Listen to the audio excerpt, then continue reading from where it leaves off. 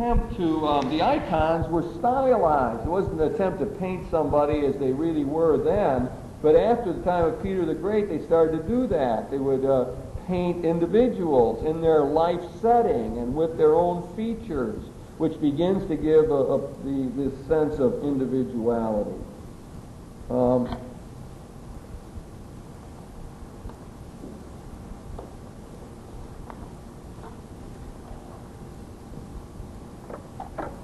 I don't know how much I want to play that out, really. Through Catherine the Great, later on in the 18th century, you get the influence of the French Enlightenment. Yeah, we might just say a little bit about that. Her great hero was Voltaire from the French Enlightenment. And, of course, you know what happened in the French Revolution is a great emphasis on the individual. We're going to get away from the state and the power, the control of the aristocracy, and we're going to celebrate the individual person.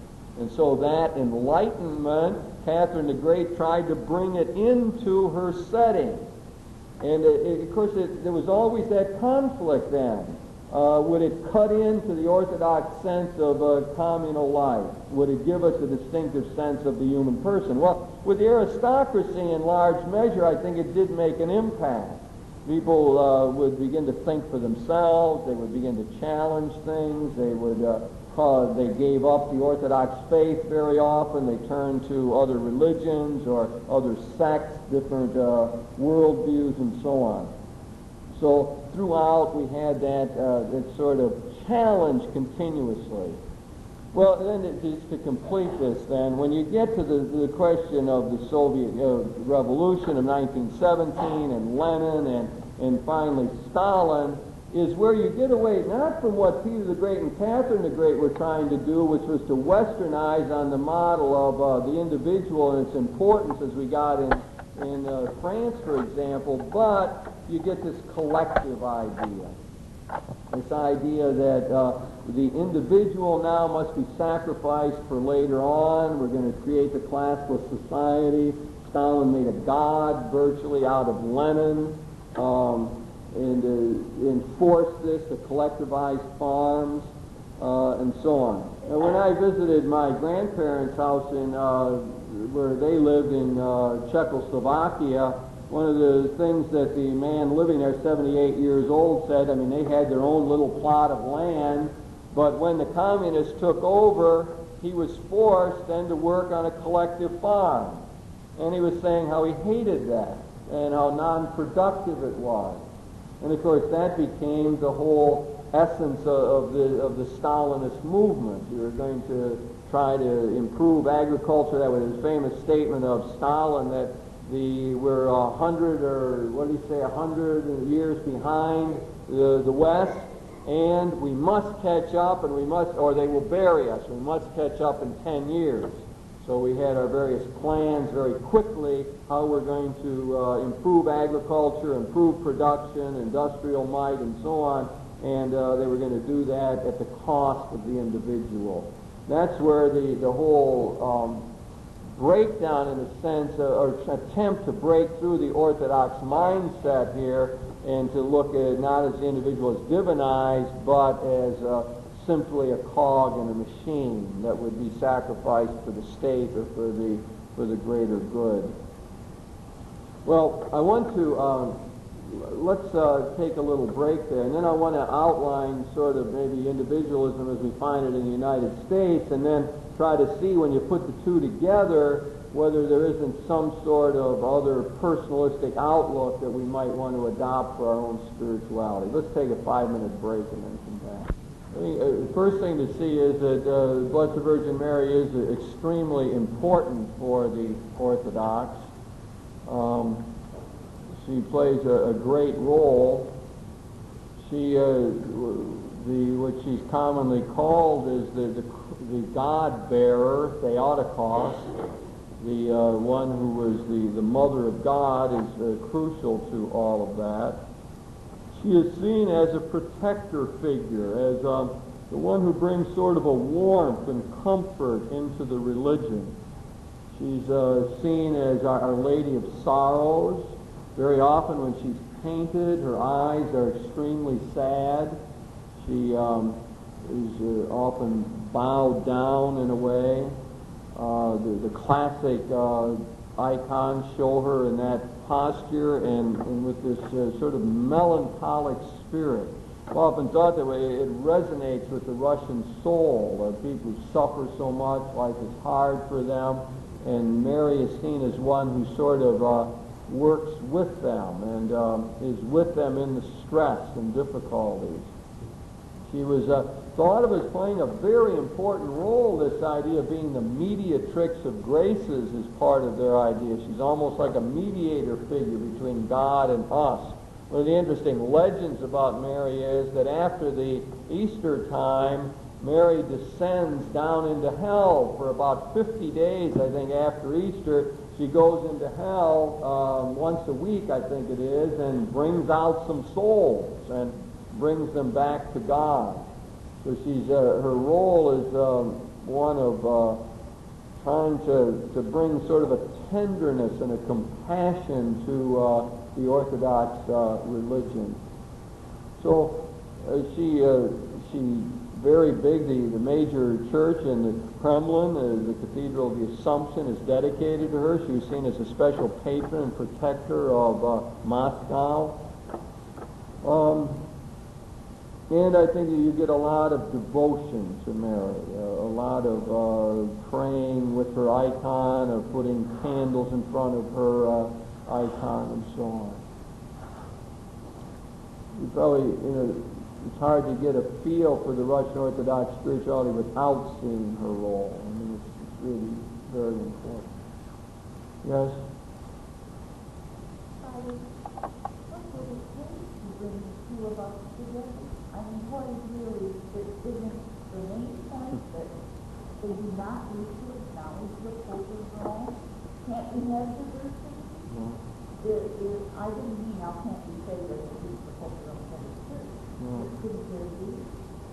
Well, I would think that it would be relatively simple at some levels to achieve the unity. You've got everything there that is needed. There's even a recognition among the Orthodox of a certain primacy to the Bishop of Rome.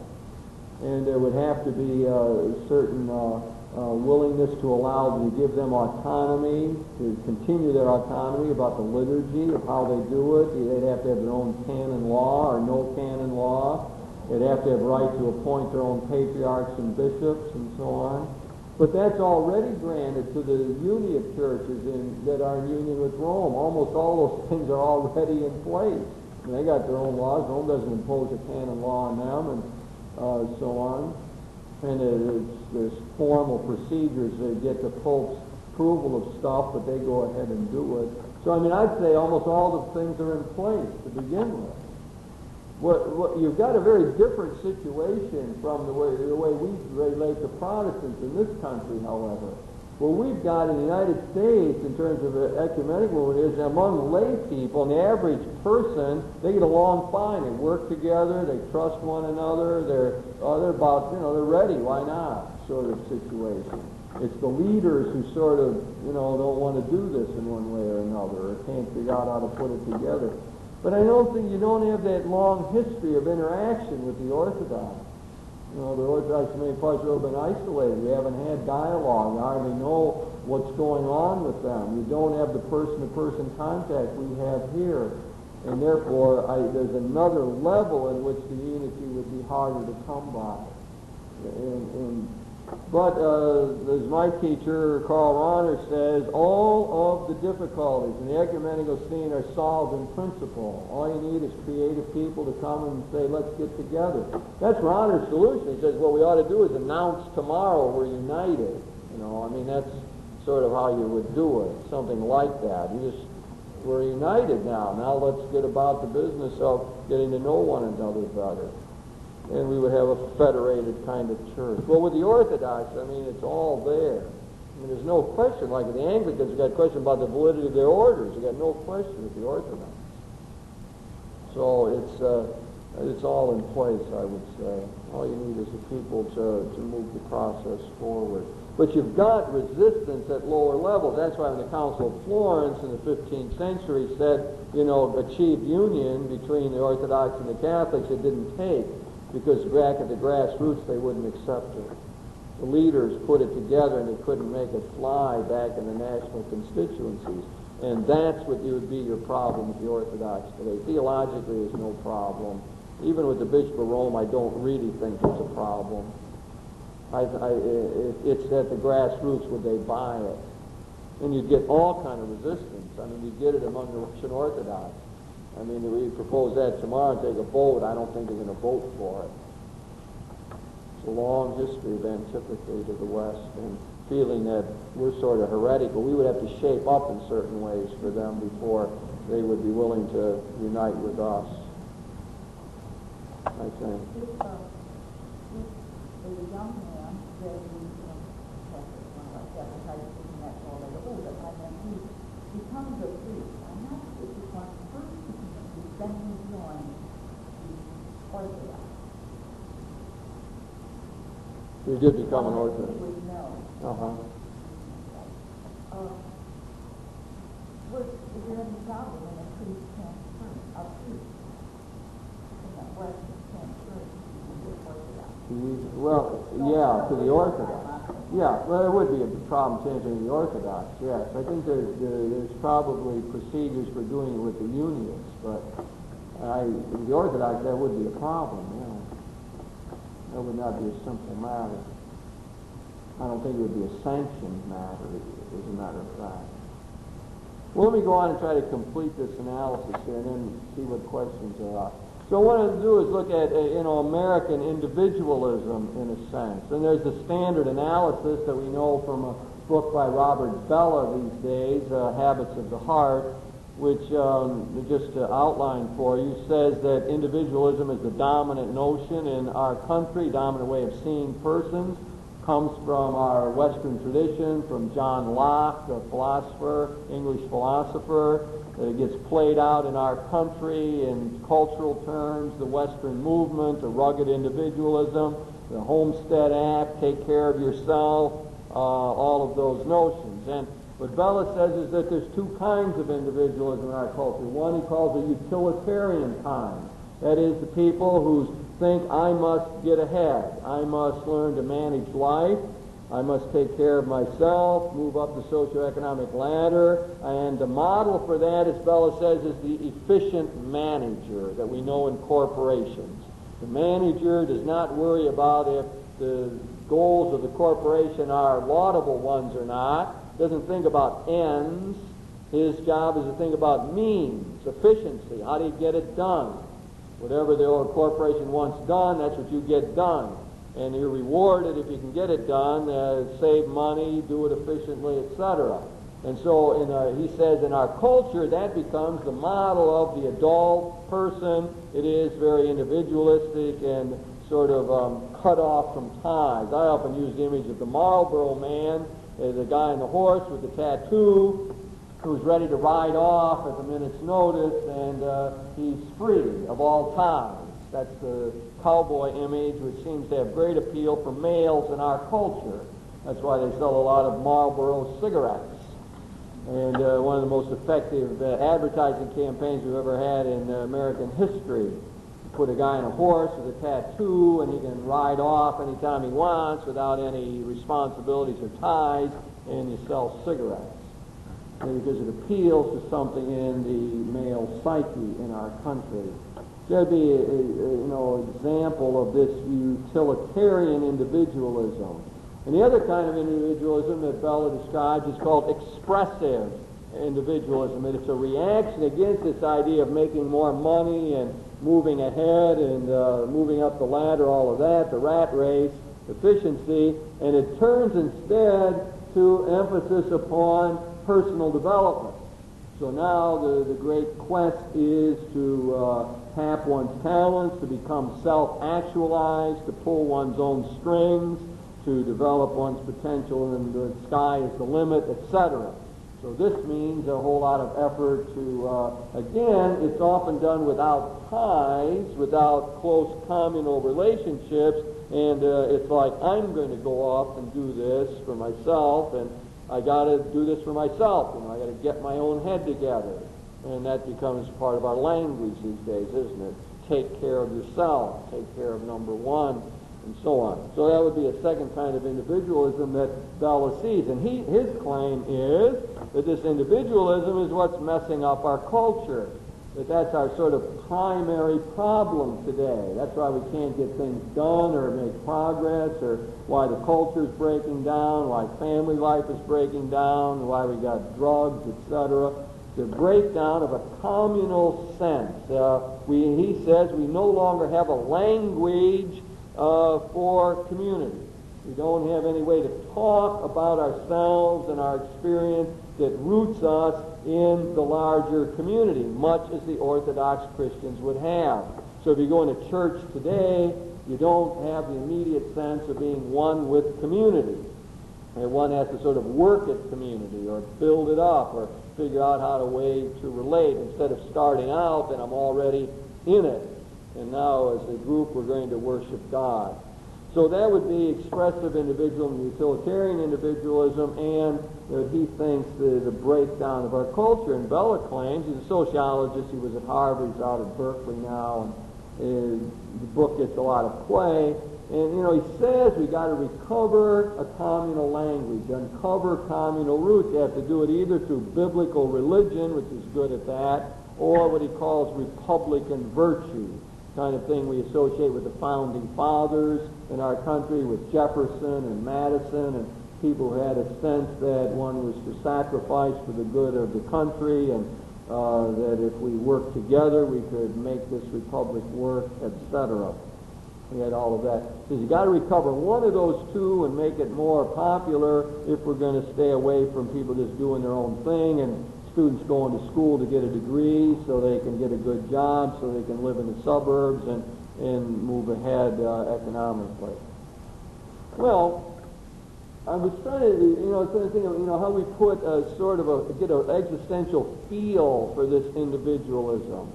I mean, there might be a number of ways of going about this. One would be for the world of sports. Jacques Barzun, the commentator, said, anyone who would know the heart of America must know baseball. So we get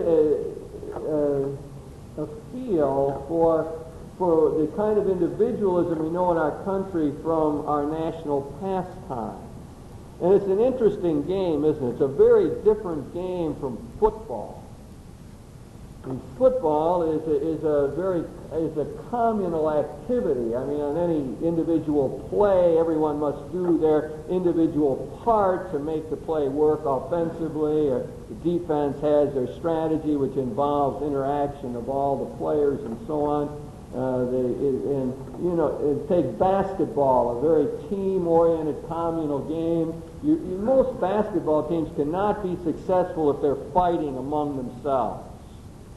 You can't make it. I mean, the basketball team will unravel on the court if they don't have some sort of teamwork concept or feeling about one another. Baseball is very different. I mean, we've had all kind of instances in baseball of our teams arguing in the clubhouse all the time, but winning on the field. And the reason for that is because it's not dependent on, this kind of basketball teamwork. I mean, the idea is the guy's out there throwing the ball, you're up there, you got to hit it. And if you hit it a good number of times, whether you like your teammates or not, or it's not a question of you're going to pass them the ball if you don't like them. It doesn't have anything to do with that. You go up and you hit the ball, you get a certain number of hits, you drive in runs, and your team wins the game. You don't have to be a nice guy or an unselfish player. Now, there's a certain amount of that in baseball. You hit to the right side, you advance the runner from second to third, and you sacrifice yourself, etc. But by and large, the game works in another way. And the point being that it speaks to our individualism. It's a very individualistic game. I mean, you're at shortstop, the ball's hit to you. If you don't field it right, I mean, everybody knows it. If you miss a block as a lineman in a football game, I mean, the coaches know it when they look at the film, but And a lot of other people aren't even aware that what went wrong. You stand out as an individual. You're tested in front of the group and must react. And I think there's a sense about that. It tells us something about our culture. It's a national pastime. We love the game and so on, and it does have a very individualistic sense, but it's not totally so, right? I mean, you pitch well and win 20 games, your team's got a better chance of winning the pennant. You produce individually, and the group will benefit.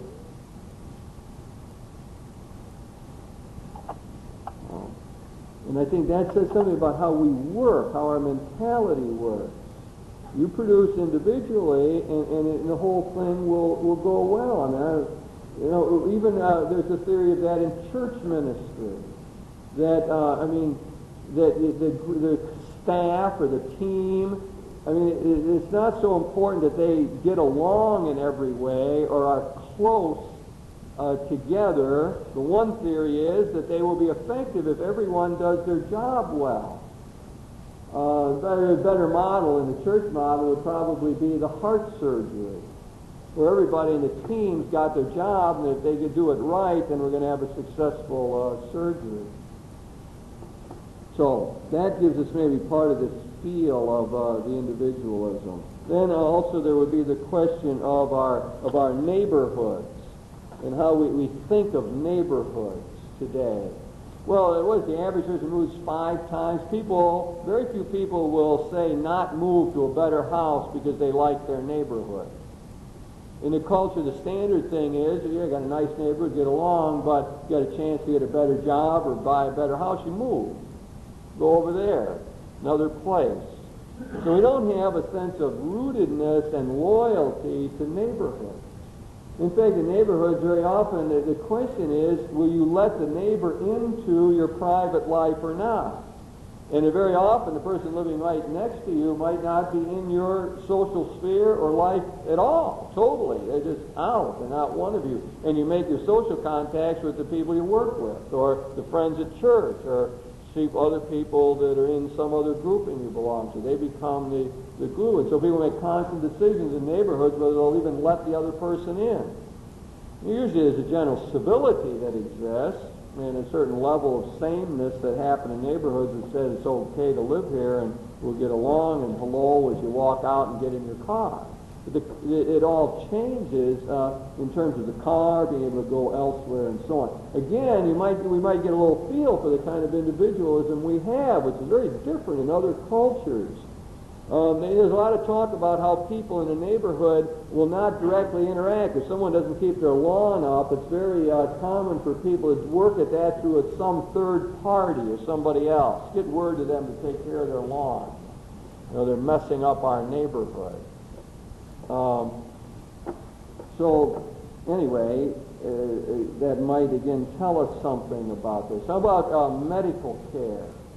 There's some commentators who feel that we think of medical care in our country almost totally in terms of the individual. It's a right that individuals have to have themselves taken care of. And Daniel Callahan, among others, has argued that we can't solve our problems unless we begin to think of care in communal terms. We've got to make hard decisions about how much money we spend to keep tiny little infants alive and very old people, etc. It's going to require social decisions, and that maybe that medical care would improve if we could get a more communal sense of what that is all about. But again, it's me and my insurance and how I'm going to find the right doctors to take care of me as an individual, or probably my family as a whole. Not much sense of the rest of the system and how we're sort of have this responsibility. Well, that might be just a few areas that one might think of that give us what I might call an existential feel for this question of the individual and how we really act. Maybe another one would be in terms of the bureaucracies in which we have to exist. That we have to often deal with impersonal forces, and we're a cipher. Somebody's got our name on lists. They keep calling us up and wanting us to do things, and they send us mail we don't want. And if you go to this place to register. You can't do it here. You got to go do it over there. The people to deal with have us slotted, and there's only one way of handling it. There's no creativity. Well, you live in a culture like that, and one begins to feel reduced to a cipher or to a number, and one gets tired of it. Everybody want to deal with me as a person. I got individual needs. They're different from other people. I want a different kind of hamburger than they serve here. I want to order something distinctive. So all of that, I think, again, plays into the way we respond to this individualism question. Many people have felt that this breakdown of community in our culture is causing us problems. The novelist William Faulkner would be a good example of one who wrote about the breakdown of the community life as he knew it in the South, and how that causes so many difficulties. People will feel uprooted. They will have a sense of, as we say, anomie, as the sociologists say, and no rootedness, no norm, no way of knowing who I am, no sense of identity. And as a result of that, we got people drifting, and the rise of alcoholism, the drug culture, and so on. So individualism in our country is rampant. I don't think there's any doubt about that. We just have a hard time understanding a culture in which they would have a different sense of what community is about and what the person is. Now, if I try to put that, well, let me, before I do that, let's just see if we got comments or questions about American individualism and the kind of analysis I'm suggesting. Yeah?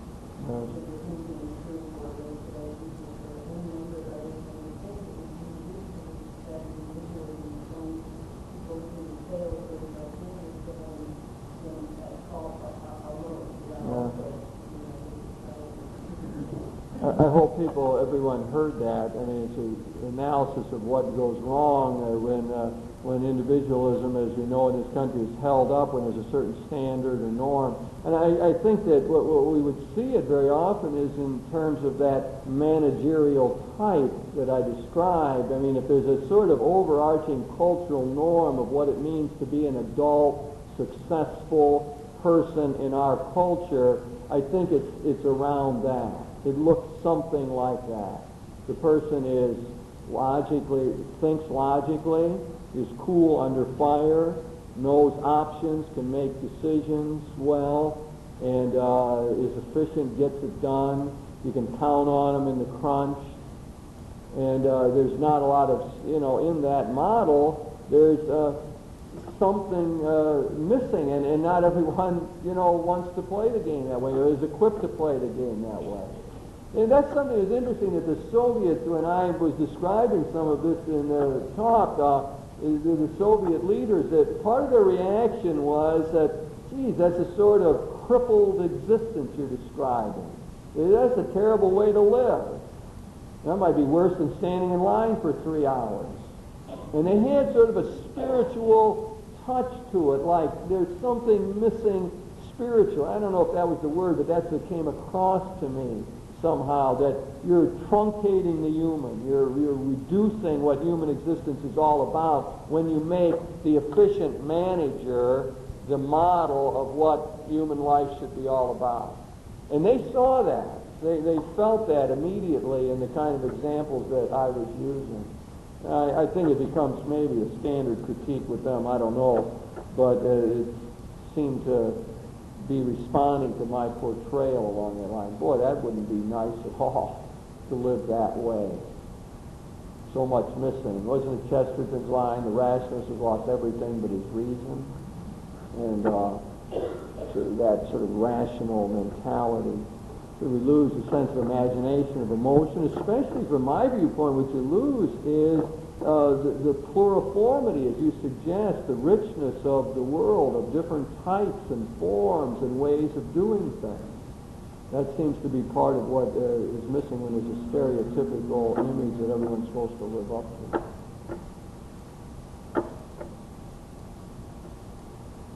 Well, let me take a shot at trying to put this together and what we might learn. I think to see another culture like that, where people would be closer together and more commonly oriented and so on, would be to say, isn't there another way to do it? And what I'd like to suggest is really borrowed from Jacques Maritain and some other thinkers, and that is, instead of taking individualism as our ideal in this country and culture and in our spirituality, to take something that we might call personalism. And this, or what Michael Novak calls it, the communitarian individualism. And it's obviously an attempt to put two things together. And, you know, the personalism would start out by sort of denying the premise of modern Western enlightened culture, and that is that we are autonomous individuals. And that from there we try to go back and figure out how we could relate. It's to deny that fundamental premise and say that to me a person is already to be in community. And we would know that in terms of the life cycle to begin with. I mean, we grow up dependent. Grow up dependent on parents, on family life. Without love, we can't grow. Without tender care, we don't become mature people. We've got to develop trust, etc. We're already immersed. We're in that world. And only gradually, as we grow up, we need to define ourselves against that and begin to think for ourselves. But we start out in that posture. And then we say, well, we were first of all dependent, and then we move to sort of this independence that we might associate with teenage or rebellious period whenever it occurs. And I got to define myself against. I got to say no. Say, I don't want this to be part of me. I'm going my own directions. I got to think for myself. I don't want my mother or my father telling me what to do, or the culture, or the church. Got to work it all out. So we get a necessary stage of independence. And of course, in our culture, you often think, well, that's where you want to end up. That's neat. Then you can be on a Marlboro horse. Go do what you want. But it would appear from this other analysis that there's another way to live, and that is to move beyond the independence back to something we might call interdependence, where we now are rooted in the community, we have responsibilities for other people, we interact with others, we come to know our identity through the interplay with others, and it is in that communal setting that we really find our fulfillment, we reach greater satisfaction, and we can move forward and make our contribution to the common good. I might call that mature form something like, therefore, personalism, where self-actualization is not through independence from the community, but precisely within the community. And of course, we get that from biblical theological terms as well, where Christ calls us to die to self in order to rise to the new life. That is, the seed has to be planted in order that it's going to grow. That we must take up the cross and follow the Lord if we're going to develop and become all we can be. It is in self-sacrifice that we find self-actualization. So you get that dialectic interplay. So I'm looking at a personalism that's rooted in the Scriptures and in the example of Jesus, who gave of himself completely and became, in the process, the most fulfilled, actualized, mature person who ever lived, and said, come, follow me.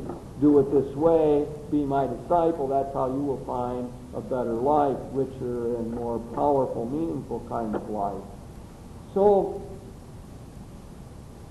that is a challenge, I think, myself, to encounter Russian Orthodoxy and all of its interplay with the westernizing influence, and to see its staying powers, to know something about this communal ideal. and to pass over to that viewpoint brings us back to self and say, is that really true? Are we just going to do our own thing?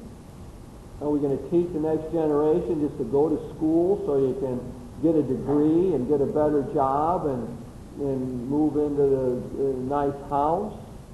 Is that what we're going to foster among the kids and the next generation? Or are we going to try to do something else that might be called personalistic or communal kind of ideal, where we see the value of teamwork, of doing things together, and where we see that really the closeness and the involvement and the interdependence is precisely what gives life its zest and power and meaning. Well, I think that's sort of my bit, my package for the night, my passing over the Soviet Union. Let's just see if there's any comments or questions or fill-ins here anyone wants to make.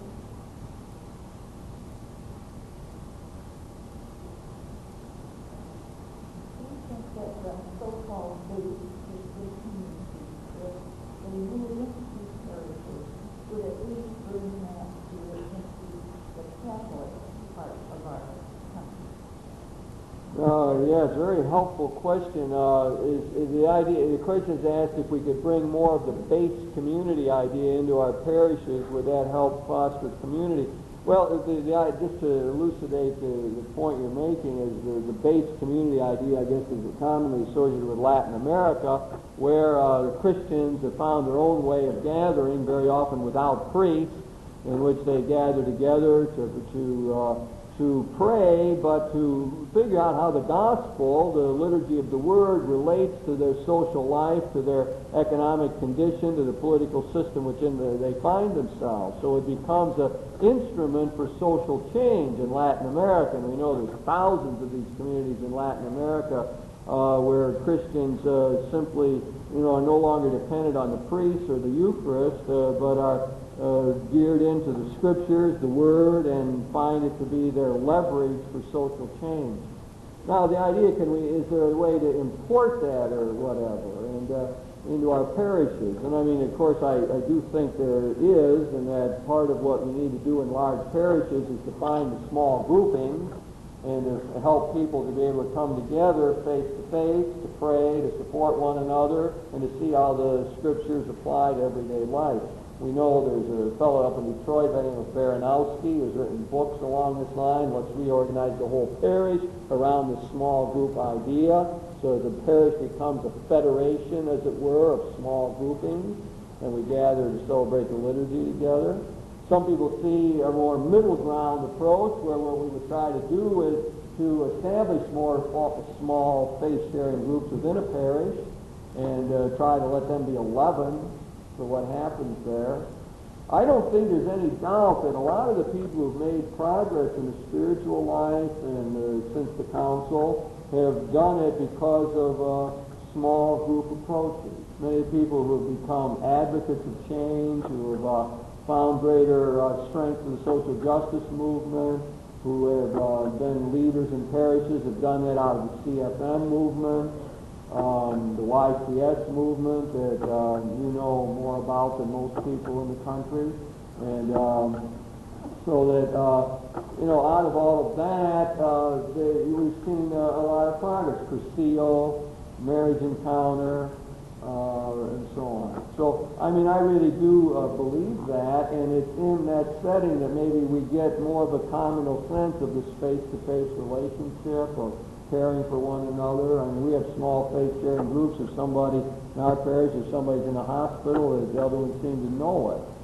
And then they go see them, or they write them a note, or fix them dinner when they get home or something. In other words, they know if their mother is sick or something like that. So there's seems to be a sharing there that goes on that gives one a sense of interdependence.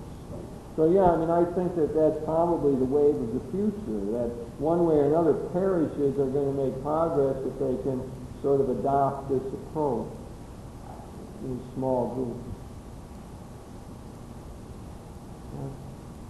Studies, the theories of creation, birth,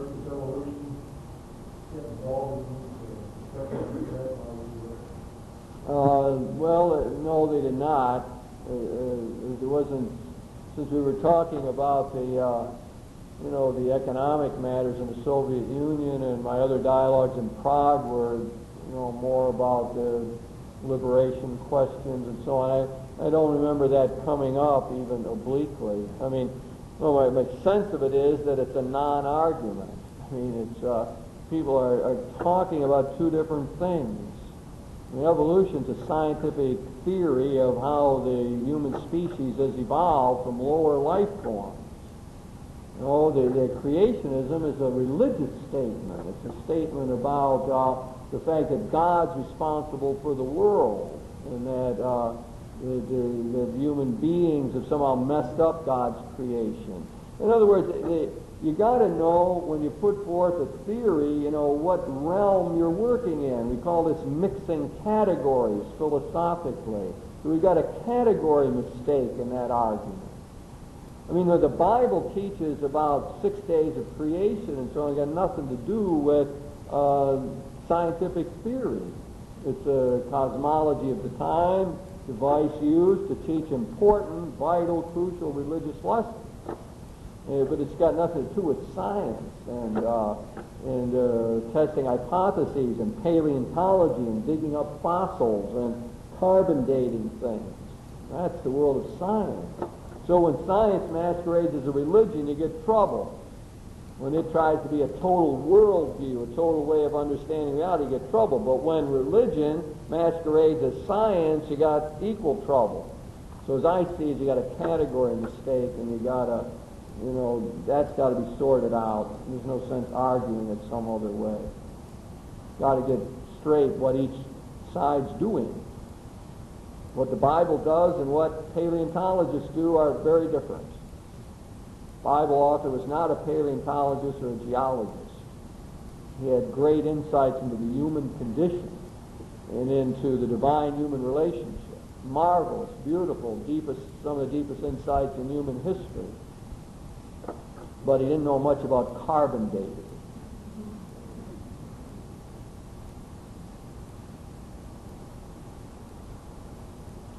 Ladies and gentlemen, I think that's it for the night. We are going to meet again next Tuesday, and the scheduled topic is freedom.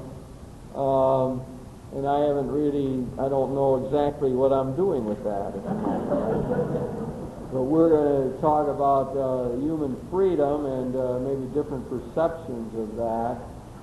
What I'm trying to figure out really is whether I'm going to use the material from my interview with Father Malie or not, or whether I'm saving that for another lecture. That's what I haven't figured out in my own head yet. And I have no way of predicting that at this moment. But I will talk about human freedom and different perceptions of that in the Soviet Union and communist system and how we see it in the United States. Next Tuesday at 7.